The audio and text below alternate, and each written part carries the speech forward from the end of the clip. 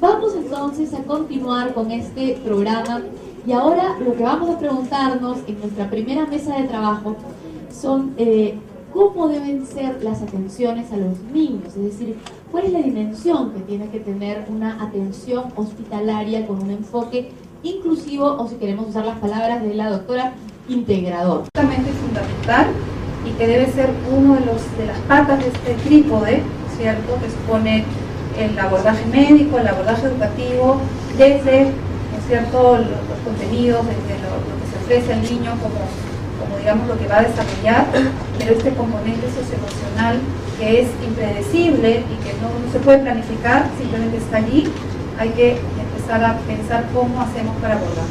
Gracias.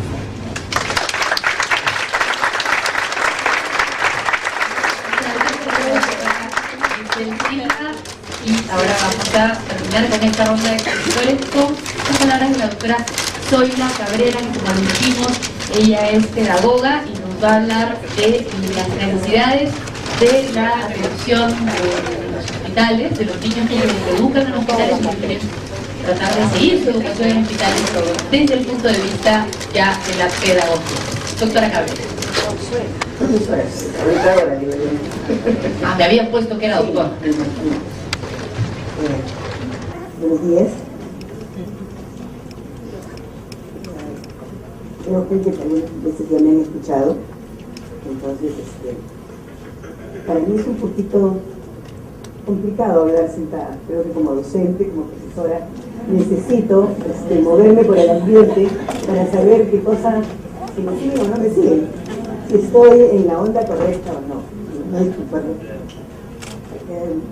Mi aproximación a las aulas hospitalarias de la pedagogía hospitalaria, asumo que como todos aquellos que de una u otra suerte hemos arribado a estos espacios, independientemente de que seamos profesionales, técnicos, voluntarios, parte, en mi caso, básicamente de incertidumbres, no de certezas, de imaginar posibilidades de actuación, no de ir a validar unas propuestas concretas, de mirar al otro como me gustaría que me miraran a mí si estuviera en esa condición. Entonces, cuando me aproximé a las aulas, me aproximé básicamente con preguntas, que creo que también es una característica del docente, son muy preguntones, ¿no? ¿Qué, por qué, cuándo, cómo, qué pasó? Entonces, mi primera pregunta es, ¿qué pueden aprender esos niños? Lo que se da en la escuela es de otra manera. ¿Qué necesitan? ¿Qué debemos hacer?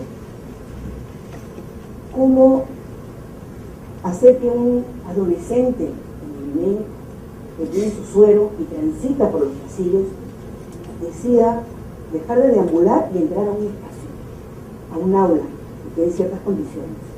¿Cómo hacer que un niño sin rostro y sin manos quemado en el hospital del niño logre estimularse para que mueva su manito y mueva el mouse y diga, lo hice? Entonces tenemos más preguntas que otras cosas, y estas preguntas se fueron resolviendo en el camino desde un programa de responsabilidad social de la Fundación Telefónica, que es lo que yo vengo a contar, no como la experiencia, sino una propuesta producto de la experiencia, como deberían ser todas, ¿no es cierto? De la realidad a la cabeza, lo que es posible, no de la cabeza a la realidad, que a veces son más. Pues en esa lógica es que nosotros intentamos esbozar una propuesta pedagógica que en la práctica fuera en realidad un programa formativo. Un programa formativo que respondiera a estas preguntas que nos hacían los niños cuando fuimos la primera vez y que me decían, ¿yo puedo preguntarle al doctor qué tengo? No decía, sí, ¿por qué preguntar? No me hace caso. Mis papás pueden preguntar, sí, tus papás pueden preguntar y pueden negarse además a que te hagan lo que los doctores dicen porque considera que no es apropiado. Respondiendo a eso, hacemos este programa formativo, un programa formativo que tiene como eje lo que ya señaló la doctora y los otros doctores antecedidos, centrado en lo lúdico, centrado en lo recreativo como forma de aprender y buscando aprendizajes referidos a aquellas habilidades instrumentales que les permitieran seguir con su formación en el caso de que decidieran retornar a las escuelas formales si es que pueden, o como quieran. Dedicaron de aquellas cosas que sean significativas y propias para poder seguir avanzando en la vida. Pero como todo programa educativo y formativo, alguien tiene que pensar. En este caso nosotros encontramos ya en la Fundación un grupo de profesionales calificados para nuestra suerte y la propuesta como profesores de educación especial, que definitivamente tienen ya una sensibilidad, una manera de relacionarse diferente y que destaca mucho la dimensión emocional.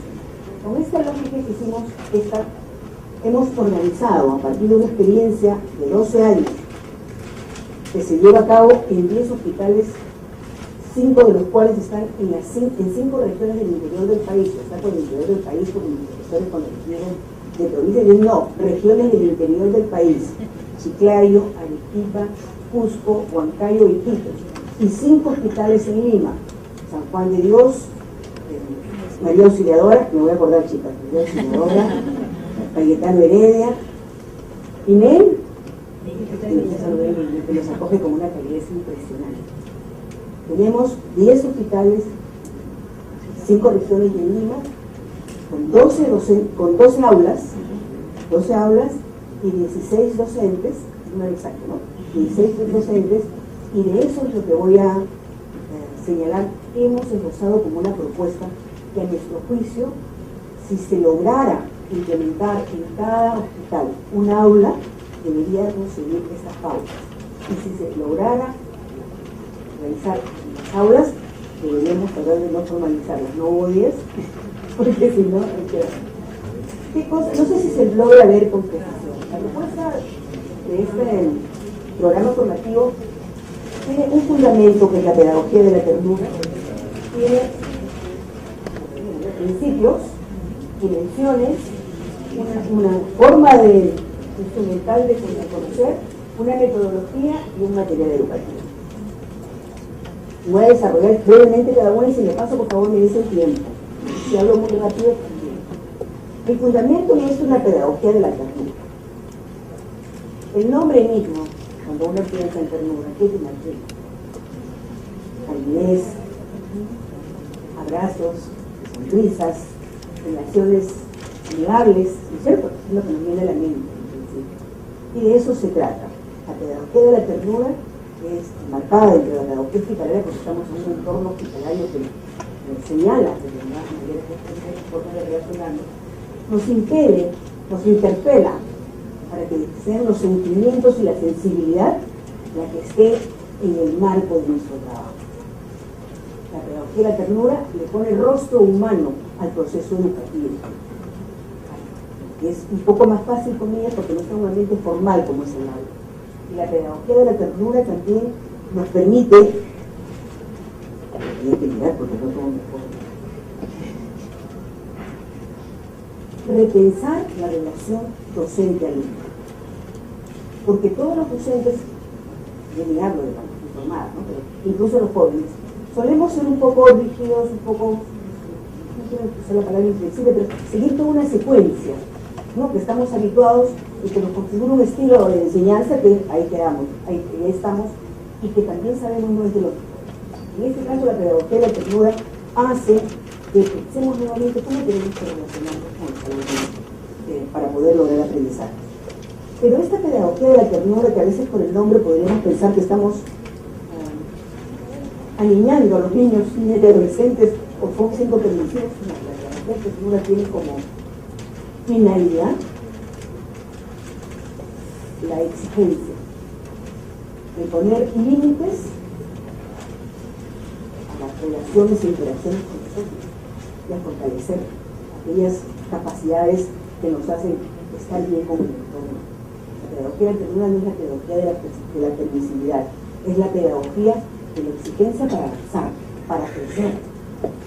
Es la pedagogía que nos permite, conociendo nuestras limitaciones con el entorno, conociendo nuestras fortalezas, ser libres, aprender a conocernos para crecer. En esa lógica que estamos enmarcando lo que es la pedagogía de la ternura. Y yo he puesto una frase del pedagogo acá peruano que más ha trabajado el tema del año 1900 y 1810. Alejandro Puciano, y estuviera acá, Chito, el famoso Chito. La ternura emerge cuando las personas nos encontramos. Ahí eclosiona cuando la relación está asignada por el aspecto, la delicadeza, la amabilidad, la sensibilidad, la conciencia y los sentimientos sentirse iguales aunque diferentes. Y esta pedagogía de la ternura, para concretarla nosotros en los hospitales, ¿qué es lo que hacemos? Creamos un ambiente, un aula, para generar un clima de aprendizaje agradable, lúdico, recreativo, donde el alumno, el paciente, se sienta totalmente dispuesto a aprender.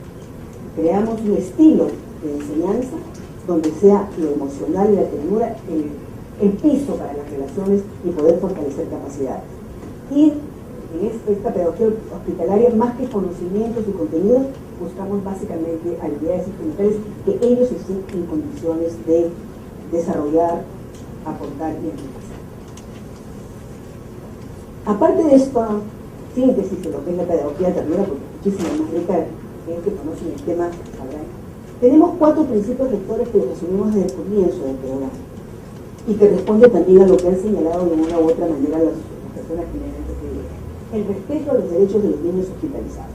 Evidentemente partimos por el techo superior, que es los derechos de los niños en general, en nuestro país, el pueblo de los niños, niñas y adolescentes. Pero también hay derechos especiales de los niños hospitalizados y que de una u otra manera ha contado Giselle en los concursos de dibujo que se hacen en función a los derechos de los niños, niñas y adolescentes hospitalizados.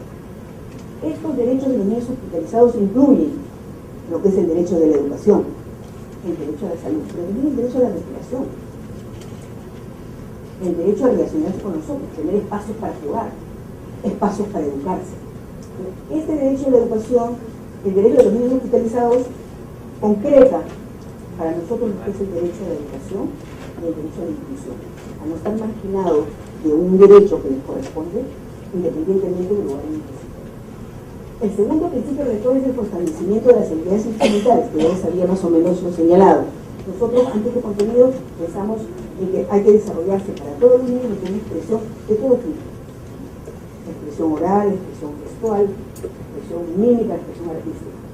La otra habilidad que desarrollamos, que la veremos más adelante, a lo mejor es el derecho a la lectura y la escritura. Básicamente se trata de lo que es la comprensión. El razonamiento que tiene que ver con lo cotidiano, el razonamiento lógico, y el desarrollo de valores sociales. Nuestro punto de entrada, nuestra ventana para poder establecer relaciones también más equitativas y igualitarias. Fruto de la experiencia, hemos incluido en esta propuesta educativa 2 habilidades que se han ido desarrollando de manera sistemática que tiene que ver con la innovación y la tecnología. Son habilidades tecnológicas que nos permiten aproximarnos y conocer programas educativos, internet, conformar redes sociales de docentes y de alumnos, y las habilidades audiovisuales. El otro principio rector, que es importantísimo, que ya lo señalaba Giselle, es el desarrollo de la autonomía, la capacidad de decisión y el manejo del tiempo. El niño, el adolescente hospitalizado, tiene mucho tiempo, si está en situación libre, o echado en su cama o deambulando. Entonces, una de las cosas que intentamos que atraviese como principio todo lo que hacemos con ellos, las actividades, es que pueda manejarse de manera autónoma, que sepa elegir y escoger. Y para ello, estamos diciendo que tienen una parte de desarrollo de habilidades instrumentales y otra parte donde así no se desea. Lo que quiere bajo la vigilancia de y el último principio rector, no por último, es el último, se puede decir, es el uso intensivo de Internet y tecnologías de la información. Nosotros estamos en hospitales públicos, a los que ingresan niños básicamente de condición humilde. En provincias o en las regiones del interior del país vienen de todas partes, en la Arequipa o en de las zonas altas, altoandinas, y descubren una computadora. Y para ellos es un descubrir y una mirada al mundo exterior. A través de eso pueden comunicarse. Tenemos también dimensiones que recogen, como habrán visto, los 2 ponentes superiores y los 2 enfoques que también señalaba Paz. La dimensión psicoemocional. Hemos visto que el niño y el adolescente hospitalizado es básicamente vulnerable. sea porque tiene una enfermedad grave, sea porque tiene un accidente, sea porque salió del caballo, sea porque le empujó y le puso corriente, sea porque tiene con un intento de suicidio o una violencia doméstica, que son más o menos la gama que nosotros vemos. Entonces tenemos que mirar esa vulnerabilidad y saber, y toda la pedagogía de ternura, cómo debemos tratarlo. No está, es la condición, ahorita están ahí, pero no son así, y tenemos que hacer que puedan tener esa capacidad de resiliencia que además nos la demuestran todos los días. Las compañeras que están en programas en hospitales, sabemos que los chicos están en lecciones de resiliencia, de empuje, de esfuerzo, de ganas de salir adelante impresionante. Pero la tenemos en cuenta para poder saber cómo tratar, cómo lograr que ellos se olviden y alivien con ellas, por lo menos en algún momento, la ansiedad, el temor y la angustia que suele ser la constante por ejemplo. La dimensión médica. Tenemos que conocer, saber qué podemos hacer en función a la situación de salud de riesgo. Entonces nosotros tenemos que saber, en cada hospital hay un listado de las enfermedades más frecuentes, cómo se deben tratar y hasta cuáles son los límites y posibilidades de extorsionar. Y eso es bien importante. Y la dimensión pedagógica, como decía, está básicamente centrada en proveer todos los estímulos a partir de ellos para lograr aprendizajes no cognitivos, sino básicamente aprendizajes instrumentales, habilidades instrumentales, de tal manera que el qué hacer, el cómo hacer, el ser esté en el servicio, básicamente esas obras de convivir, porque de eso se trata. Tenemos que establecer relaciones de convivencia entre niños jóvenes que no se conocen, que muchos no tienen algún nivel formativo de respeto a las cosas que están manejando, no tienen un orden o un concepto que les permita relacionarse con el otro a partir del respeto, de la consideración y de la solidaridad. Estas tres dimensiones se concretan en la formación de habilidades que les decía. Entonces, en nuestro foco de trabajo son estas: la expresión en todas sus formas, la lectura y escritura, el razonamiento, las habilidades sociales, las tecnológicas y las audiovisuales, que ya las he ido desarrollando. ¿Y cuál es nuestra metodología? Si tenemos en consideración la pedagogía de ternura, nuestra metodología está básicamente centrada en lo lúdico, que no significa en el jugar todo el tiempo, sino que cómo motivamos, cómo estimulamos, cómo logramos que los pacientes, que no siempre están de buen ánimo, que no siempre han venido solamente de su camita, sino que están viniendo de un análisis difícil, o que han venido de una quimio, o que acaban de recibir una transfusión, ¿cómo hacemos que ellos se involucren? Quieren estar allí, no quieren ir, más bien quieren volver a cada rato, porque tenemos unas colas impresionantes. Una metodología personalizada, porque ya lo señalaba Carmen, tiene que ser uno a uno, porque tenemos básicamente pacientes, alumnos de todas las edades, de los dos géneros, con diferentes fortalezas educativas, con diferentes costumbres y hasta con diferentes lenguas. Entonces tenemos que hacer inevitablemente una intervención personalizada, flexible, porque no sabemos a veces ni quiénes vienen, cuáles son los que tocan ahora. Tenemos que poder acomodarnos a las circunstancias y a las características de esos diferentes alumnos. Vivencial. Y ese vivencial tiene que ver básicamente con el ejemplo.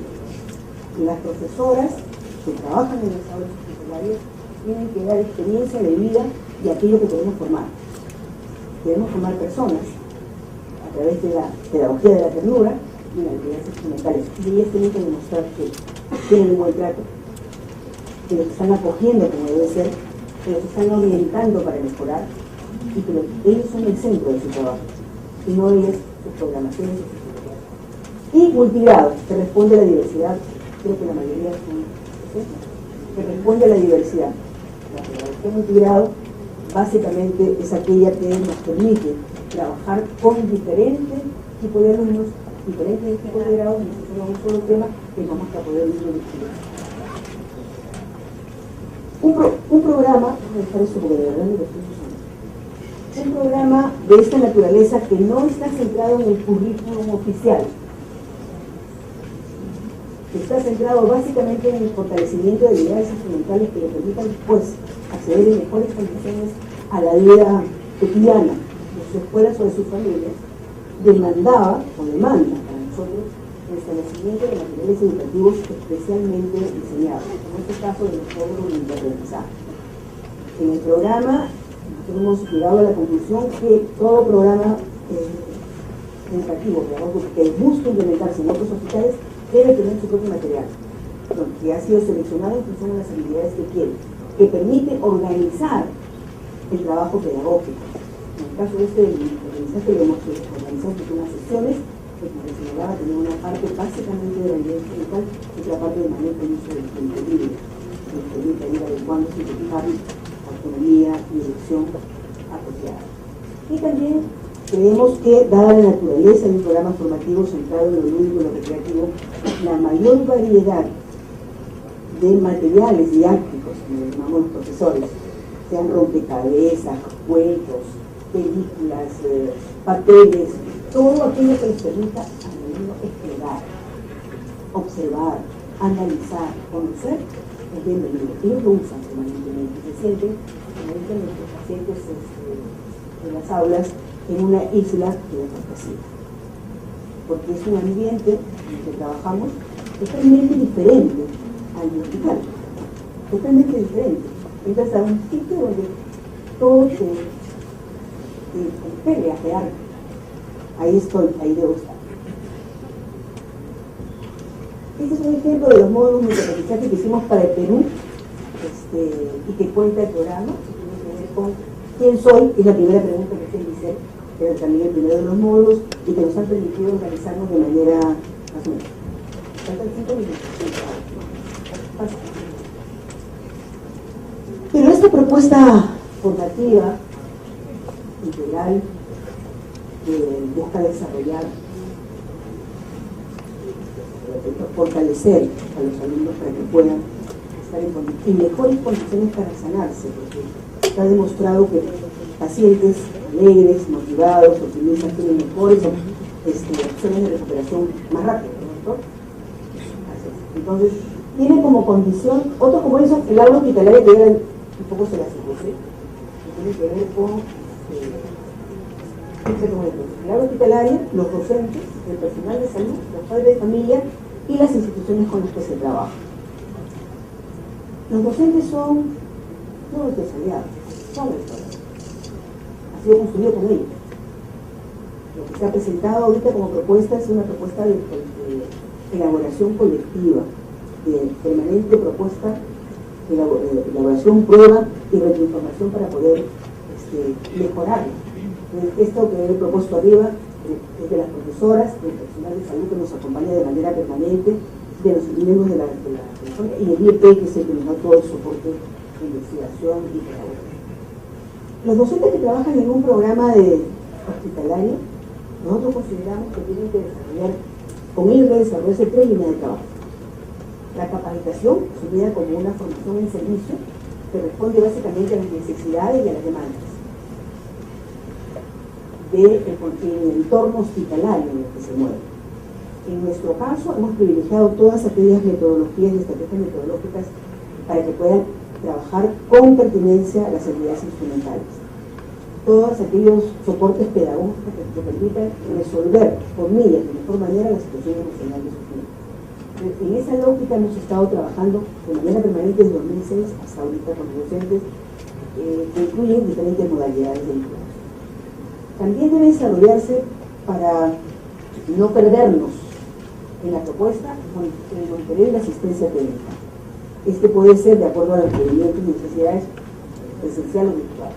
Y una línea de posicionamiento que nos parece bien importante, que nosotros comenzamos a trabajarla dentro de la propuesta normativa con mayor énfasis, me parece que a partir del concurso que fue en el 2008 que se desarrolló, porque necesitábamos contar con un personal de salud sensibilizado, que no pensara que estaba que el programa era una sala de cómputo, sino que entendiera que era un proyecto educativo, formativo, que les ayudaba a ellos también para el mejoramiento de sus pacientes.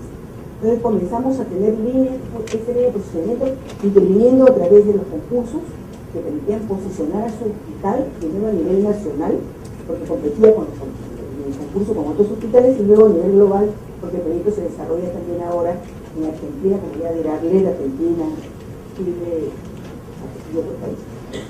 Pero también nos llevó a realizar capacitaciones, talleres de capacitación en la especialidad y en la dimensión emocional a las enfermeras, que eran con las que teníamos mayor contacto, y lograr incluso campañas como que llamamos un trato por el buen trato, que se hizo con trípticos para que el personal de salud conociera el proyecto y pudiera manejarlo. Por eso creemos que todos aquellos que deseen intervenir en un aula hospitalaria tienen que desarrollar capacitación con el docente, monitoría de asistencia técnica y una línea de posicionamiento que hace que valoren el trabajo que tienen. Por lo menos en nuestro país, de esta experiencia, en muchos hospitales, los docentes de las aulas de educación telefónica conforman los equipos de calificación del alta de los pacientes, para que puedan dar su opinión si les parece que el paciente está en condiciones de devolver o todavía debería quedar en términos emocionales. Y también en algunos hospitales el programa forma parte de los servicios que brinda el hospital.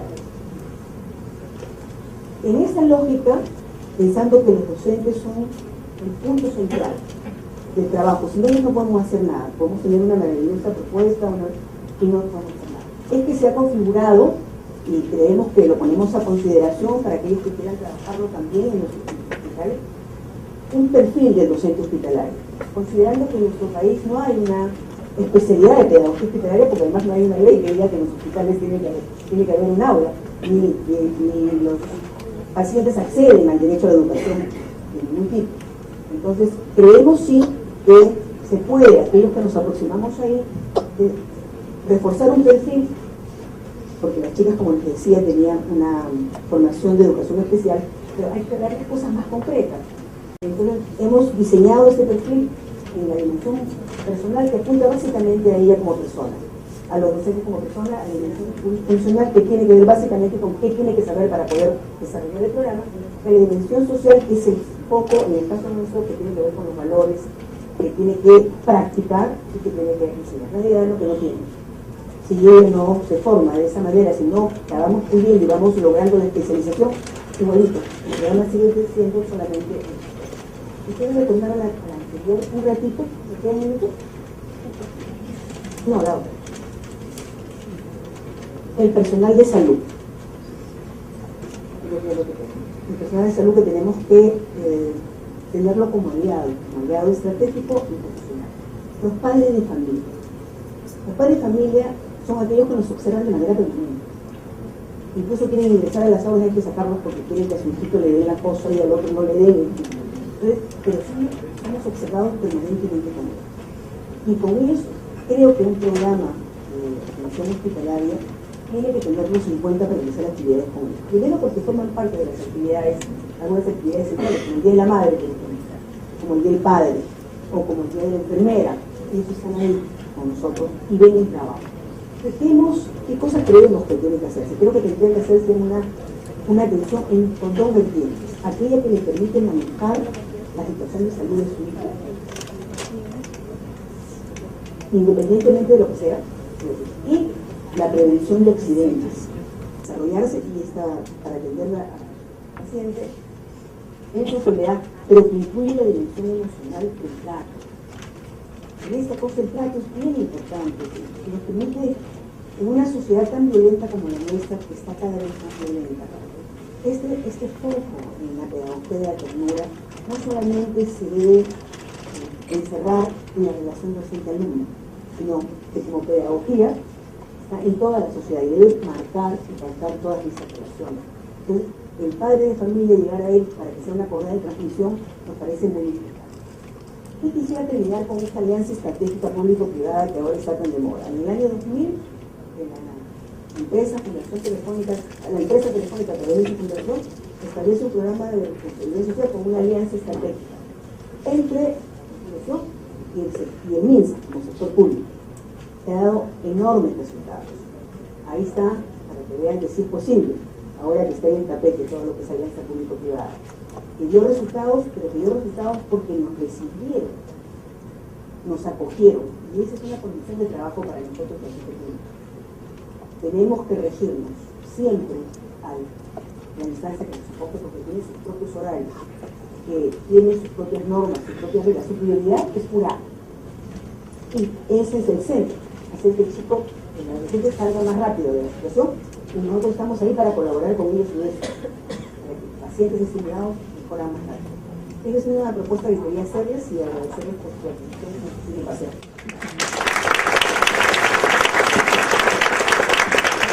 Gracias a la doctora Zoila Cabrera por su presentación, a la doctora Silva y al doctor Shino Abuco. Antes de que se retiren, quiero decirles unas cuantas cositas.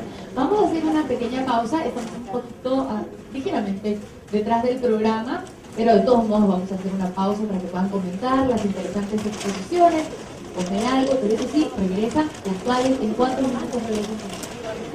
En 15 minutos regresan puntuales. No se vayan, instalando lo que tienen. Un minuto. Les van a, quiero que miren en sus bolsas que tienen los libros sobre los cuales se ha hablado.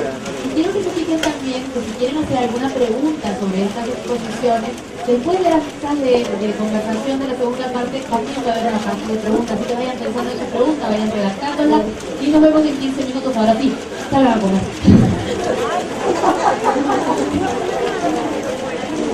Ay, gracias.